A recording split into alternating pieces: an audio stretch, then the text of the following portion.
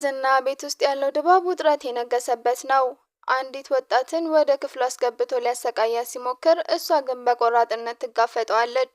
ወደ ኑሮሽ የምትመለሽው የቀድሞ ህይወትሽን ለመኖር ሳይሆን ለኔ ለመስራት ነው ሲላት፣ እሷ ግን በለቅሶ የታጀበ ድምፅ ሀብትና ንብረት ብቻውን ደስተኛ አያደርግም፣ እኔ ነጻነቴን ነው የምፈልገው ስትል መለሰችለት። ዝና ግን በንቀት እያያት ስኬትና ነጻነት የድል አስተሳሰብ ነው፣ ስኬት ማለት አለመራብ ነው፣ አርፈሽ ግቢ በማለት ወደ ክፍሉ ገፋት። በሌላ በኩል ብሩክና ጓደኞቹ ዝናን በህግ ቁጥጥር ስር ለማዋል ቆርጠው ተነስተዋል። ሰላም እንደምን አላችሁ ውድና የተከበራችሁ የቻናሌ ቤተሰቦች፣ ዛሬ ደግሞ እጅግ በጣም አጓጊ የሆነውን ምሳሌ ድራማ ይዤላችሁ ቀርቤያለሁ። እስከ ቪዲዮ መጨረሻው አብራችሁኝ ለመቆየት ሞክሩ። ብሩክ ለፖሊስ ምስክርነቱን ለመስጠት መዘጋጀቱን ለዳጣ ይነግራታል። ዳጣ ግን በፍርሃት ትርበተበታለች። ዝና የሚባል ሰውዬ በቃኝ፣ እኔ እፈራለሁ፣ እንደምመሰክር ካወቀ ይገለኛል ስትለው፣ ብሩክ ግን በትከሻው መታ አድርጎ ዘላለምሽን በጭንቀት ከምትኖሪ መስክሪበትና እናሳስረው፣ ሁላችንም አብረን ከቆምን ዝና ከህግ በታች ነው በማለት አበረታታት። በቤት ውስጥም ሌላ አጓጊ ክስተት እየተፈጠረ ነው። ህፃኗ ምሳሌ በቅድስትና በብሩክ መካከል ያለው ፍቅር እንዲቀጥል ትመኛለች። ቅድስትን እማዬ ብዬ ምጠራሽ መቼ ነው? ወንድም ትወልጅልኛለሽ? ስትላት፣ ቅድስት በሀፍረትና በፈገግታ መሃል ሆና ይሄ ለህፃን የሚነገር አይደለም ብላ ልታስረሳት ትሞክራለች። አባዬ ግን የልጅነቷን የዋህነት አይተው አይዞሽ ልጄ፣ ሁሉም ነገር በጊዜው ይሆናል ይላታል። ሴራው ግን ገና አላበቃም። ዝና በስልክ ማስጠንቀቂያ መልእክት ይልካል። መንግስት የሰጠኝን መሳሪያ ማትመልሺ ከሆነ አንቺም ከባልሽ ጋር እስር ቤት ትገቢያለሽ ብሎ ያስፈራራታል። እሷ ግን ካንተ ጋር ከምቆሽሽ እስር ቤት ይሻለኛል ስትል በድፍረት መለሰችለት። ይሁን እንጂ በብሩክ ቤት ውስጥ ያልተጠበቀ ነገር ተገኘ። ሞገስ ድንገት አንድ ሽጉጥ ያገኛል። ይህ ሽጉጥ የማን ነው? እዚህ ቤት ምን ይሰራል? ሲል ሎላም በጥያቄ ወጠራታል። ሎላ በድንጋጤ ብትርበተበትም ሞገስ ግን ይህን መሳሪያ ፖሊስ ጣቢያ ወስጄ ባለቤቱ ማን እንደሆነ አረጋግጣለሁ ብሎ ይዞት ወጣ። ሞገስ ሽጉጡን እንደያዘ ሎላም በአይኑ ይበላታል። ሎላ ይህ ሽጉጥ በስህተት እዚህ ቤት የሚገኝ አይደለም፣ ማን ነው ይዞት የመጣው? ዝና እዚህ መጥቶ ነበር ሲል በቁጣ ይጠይቃታል። ሎላ የተንቀጠቀጠች ሞገስ እባክህ አታስጨንቀኝ፣ እኔ አላውቅም ብላ ብታሽም ሞገስ ግን አልተቀበላትም። ይህን መሳሪያ ፖሊስ ጣቢያ ወስጄ በደቂቃዎች ውስጥ ባለቤቱን አሳውቃለሁ፣ ያኔ እውነትሽ ይጋለጣል ብሎ እየተቆጣ ከመኖሪያ ቤቱ ወጣ። ሎላ ብቻዋን ቀርታ ወይኔ ዝና ምን አይነት ጉድ ውስጥ ነው ከተትከኝ እያለች በሀሳብ ተናወጠች። በሌላ በኩል ዝና በራሱ ቢሮ ውስጥ ሆኖ ከረዳቶቹ ጋር እቅድ እያወጣ ነበር። ዝና በቁጣ ጠረጴዛውን እየመታ ብሩክና ምስክሮቹ ፖሊስ ጣቢያ መሄዳቸውን ሰምቻለሁ፣ እነዚህ ልጆች ካልያዝናቸው መጨረሻችን እስር ቤት ነው አላቸው። ከዛም ወደ ዳጣ ደውሎ የመጨረሻ ማስፈራሪያውን ሰጣት። ዳጣ ህግ ፊት ቀርበሽ ብትመሰክሪ እህትሽንም ሆነ አንቺን በህይወት አታገኙኝም፣ ያንን መሳሪያ ደግሞ በቶሎ ካላመጣሽ ዋጋሽን ትከፍያለሽ አላት። ዳጣ በስልክ ማዶ ሆና ካንተ ጋር አብሮ ከመስራት መሞት ይሻለኛል ብላ ስልኩን ዘጋችበት። ብሩክና አባባ ደግሞ ሰፈሩን ስለመልቀቅ እያወሩ ነው። ብሩክ አባባ ዝና ዝም የሚል ሰው አይደለም፣ መድብልና ምሳሌን ለመጠበቅ ስንል ሌላ ሰፈር ብንፈልግ ይሻላል ሲላቸው፣ አባባ ግን በጽናት ተቃወሙ። ብሩክ ልጄ ከእነዚህ ክፉ ሰዎች እየሸሸን እስከ መቼ እንኖራለን? ዛሬ ባንጋጠሟቸው ነገ የሚከተሉናል። ልክ እንደ ካሌብና ትሁት እኛም በጽናት መቆም አለብን።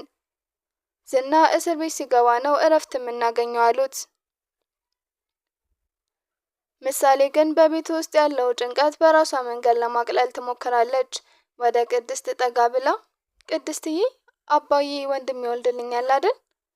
አንቺም ስትወልጂ እኔ አጫውትልሻለሁ፣ ምግብ አበላዋለሁ እያለች ስለ ወደፊት ደስታ ታወራለች። ቅድስት የልጅነቷን የዋህነት አይታ እንባዋ መጣ። አይዞሽ ምሳሌዬ፣ ሁሉም ነገር ሰላም ይሆናል ብላ አቀፈቻት። ታሪኩ የሚፋፋመው ሞገስ ፖሊስ ጣቢያ ደርሶ ስለ መሳሪያው ሲጠየቅ ነው። ፖሊሱ ሽጉጡን አይቶ ይህ መሳሪያ እኮ መንግስት ለደህንነት ካፒቴን ዝና የሰጠው ህጋዊ መሳሪያ ነው። እንዴት አንተ ጋር ሊገኝ ቻለ? ሲለው ሞገስ ደነገጠ። ዝና መሳሪያው ተሰርቆብኛል ብሎ ቀድሞ ክስ መስርቶ ስለነበር ፖሊሶቹ ሞገስን መሳሪያ ሰርቀሃል በሚል ወዲያውኑ በቁጥጥር ስር አዋሉት። ዝና በሩቅ ሆኖ ይህንን ሲያይ በክፋት ሳቀ። አሁን ብሩክና ቤተሰቦቹ መጫወቻ ይሆናሉ ብሎ በልበ ሙሉነት ተናገረ። እሺ የታሪኩ ውጥረት ይበልጥ አይሎ የዝና ተንኮል ቤተሰቡን ለሁለት የከፈለበት ቀጣዩን ፓርት አዘጋጅቼላችኋለሁ። ሉላ የሞገስን መታሰር ስትሰማ እራሷን መቆጣጠር አቃታት። ወደ ዝና ቢሮ በለቅሶ እየሮጠች ሄደች።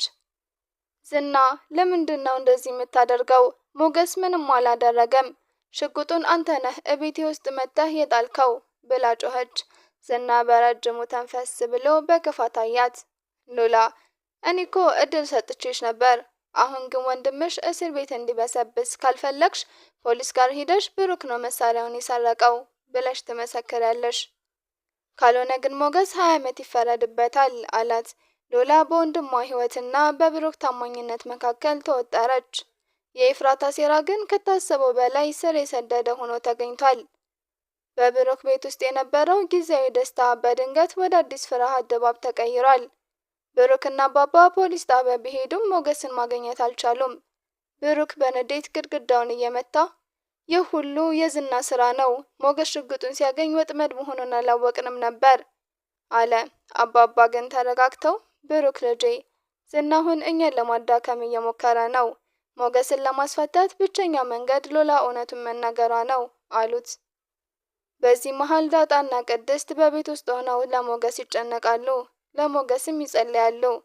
ህፃኗ ምሳሌ የሁለቱንም ፊት አይታ የሆነ ነገር እንደተፈጠረ ገብቷታል።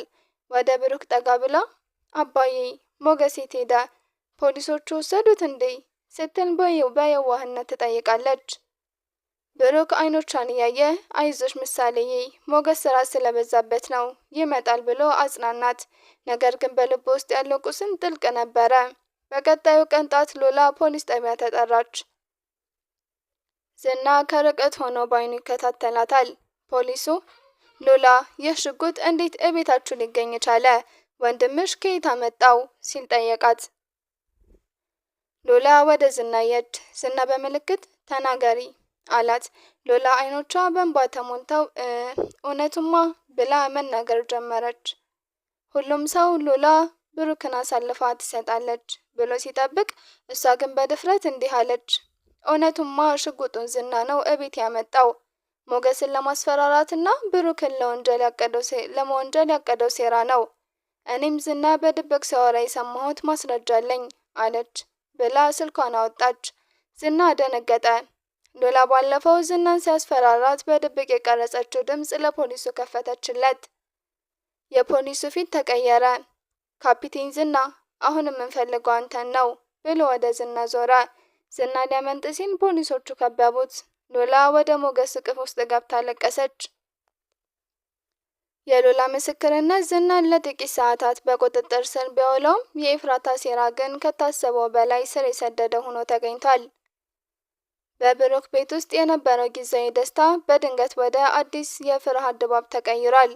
ሰላም እንደምን አላችሁ? ውድና የተከበራችሁ የቻናሌ ቤተሰቦች፣ ዛሬ የነጻነት ዋጋ የታሪካችንን የመጨረሻ ክፍል ይዤላችሁ ቀርቤያለሁ። ነገር ግን ይህ ፍጻሜ እናንተ የጠበቃችሁት አይነት ላይሆን ይችላል። እስከ መጨረሻው አብራችሁኝ ቆዩ። ዝና በፖሊስ ጣቢያ ውስጥ ተቀምጦ ያለ አንድ ያልታሰበ ስልክ ተደወለለት። የዝና የላይኛው አለቃ በስልኩ ዝናን አሁኑኑ በዋስ ልቀቁት፣ ማስረጃው በቂ አይደለም የሚል ትዕዛዝ ለጣቢያው አስተላለፈ።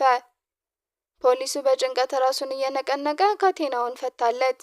ዝና ከመቀመጫው ተነስቶ ሉላንና ብሩክን በሚሰቀጥጥ ሁኔታ አያቸው።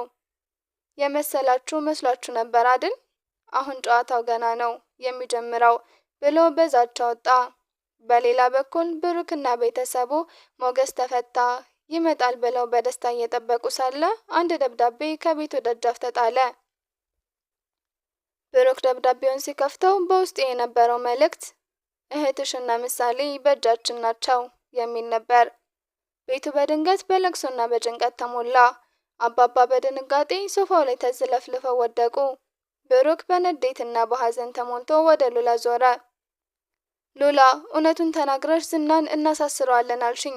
አሁን ግን ሕፃኗን ምሳሌን እንኳን ሊገሏት ነው ብሎ ጮኸ። ሉላ መሬት ላይ ተደፍታ አላወቅኩም ብሩክ፣ አላወቅኩም፣ ዝና እንደዚህ የረከሰ ሰው መሆኑን አላወቅኩም እያለች አይታውን አቀነጠችው። ታሪኩ የሚያበቃው ብሩክ ሽጉጡን አንስቶ ብቻውን ወደ ዝና መደበቂያ ሲጓዝ ነው። ቅድስት እየተከተለችው ብሩክ እባክህ አትሂድ፣ ወጥመድ ነው ብላ ብጮህም ብሩክ ግን ወደ ኋላ ሳይመለከት በጨለማ ውስጥ ጠፋ። ፖሊሶቹ የዝናን የጥፋት ማስረጃዎች ሁሉ በገንዘብ ተገዝተው እንዲሰረዙ ማድረጋቸው የታወቀው በዚሁ ሰዓት ነበር።